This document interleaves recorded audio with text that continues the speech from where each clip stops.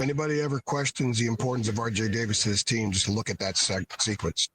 Yeah. Because we didn't know he was cramping. There were no appearances of it from our vantage point. And he came out and like, what the hell's he coming out for right now? Doesn't make any sense. I mean, he's dominating the game. It was his game, and everyone else was along for the ride. He was doing Miami Wake Forest stuff from a year ago. That's what he was doing. And he came out, and the first possession, they were rudderless.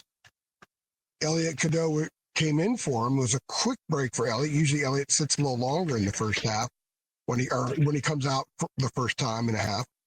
And Elliot didn't go get the ball when he should have gone to get the ball a couple times. They just looked like they're looking around like, oh, my God, where's RJ? Who are we with tonight without RJ? And I don't think there was a tremendous amount of confidence on the floor as soon as the recognition was him is not out here.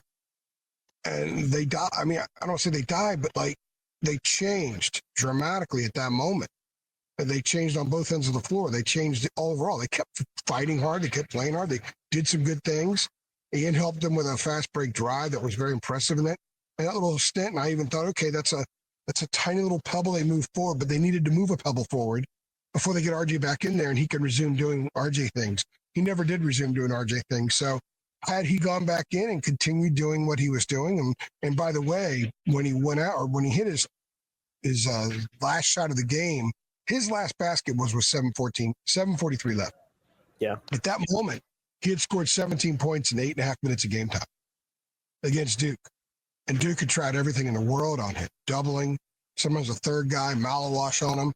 And RJ was finding ways to be that guy. He was that guy from last year. And when he came back in, he said no excuses about the cramp. Didn't really bother him. He was 0 for his last 5, but they were completely different. Their mojo had shifted, and Duke started taking control of the game, and Duke did. Duke's the best team in the country. Duke is the best team in the country, and for all the positive things Carolina did in this game, and you have no room for error in a game like this. You can't leave anything out there.